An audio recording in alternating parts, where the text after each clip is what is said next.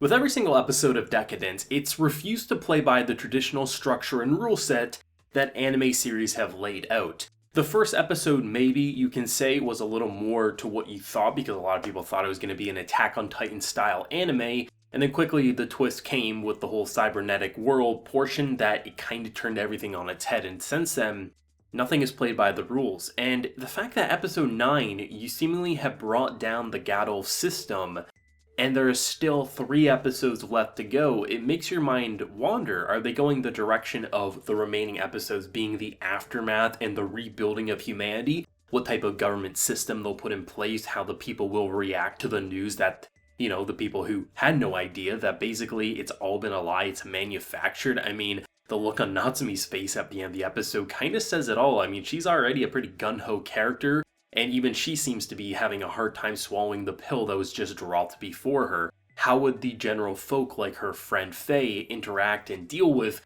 a situation like this? It might drive many to suicide. So the fact that we have this many episodes remaining and seemingly the threat has been destroyed, is there possibility for the threat returning? Sure. But at the same time, it doesn't feel like that's the direction they're going, and whether they do reintroduce Gattle as being a big threat, even if the system shutdown didn't work completely, or if they did go that direction. To me, it kind of says that this series is going out with a very unique style of bang, and what we just saw is typically the second to last episode, not the fourth to last. So I'm curious and fascinated and have total faith that they're going to stick the landing, whatever it may be. And while some people may want to say that the entire idea of a Gattle shutdown system being this simple is too convenient, I would argue against that, because this is a system that's literally designed to almost act like a video game world for them. The idea that they should be able to get into that because they monitor and everyone has a chip, unless you're Natsume or Kaburagi because of everything that's happened. So then everything else after that, there's no logical way that they would be able to shut it down, especially considering it needs 2 people.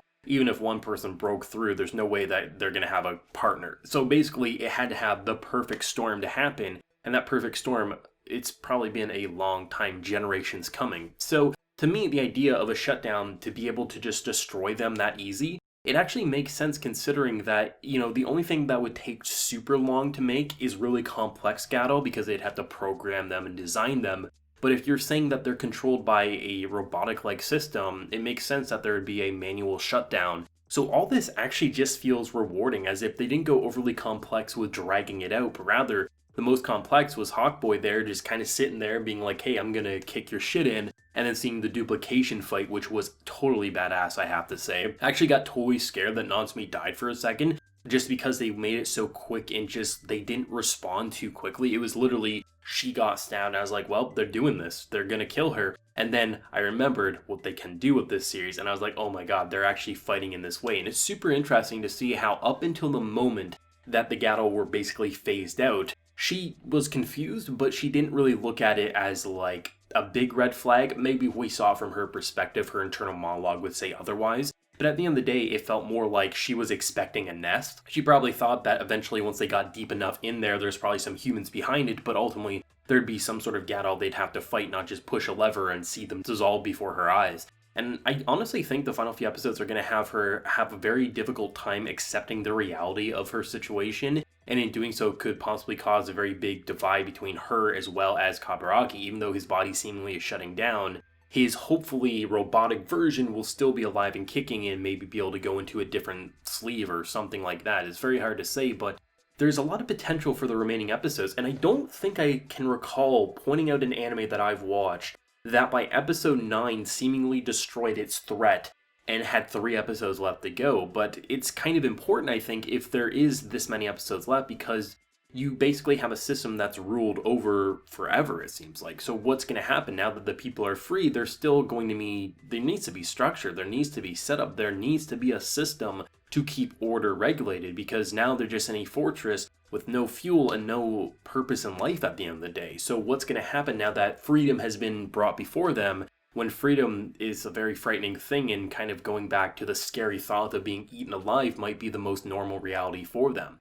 They have a ton of possibilities, and the themes and underlying messages and just everything like that is really well done, I have to say. And even though characters like Sar going out with a bang isn't the most shocking of things. I think they build up to it in a pretty believable way. A drunken fool thinking he's going to be a hero who got basically blindsided into betraying his friends. And then, on the way out, realizing that, my man Kaburagi, he's a good guy. I may not be worth much, but I can do this. And I've been saving this for a rainy day. And he detonates himself to destroy it from the inside. Without his sacrifice, this wouldn't have happened guaranteed. And it's nice to see that even drunken fools can have importance in this series, and even though the whole idea of a shady-looking robot betraying them for his own freedom is something you probably predict, when you look at how many times this series is thrown as a curveball, not everything has to be shocking. It can just be well-developed and executed, and that's what this show has done flawlessly.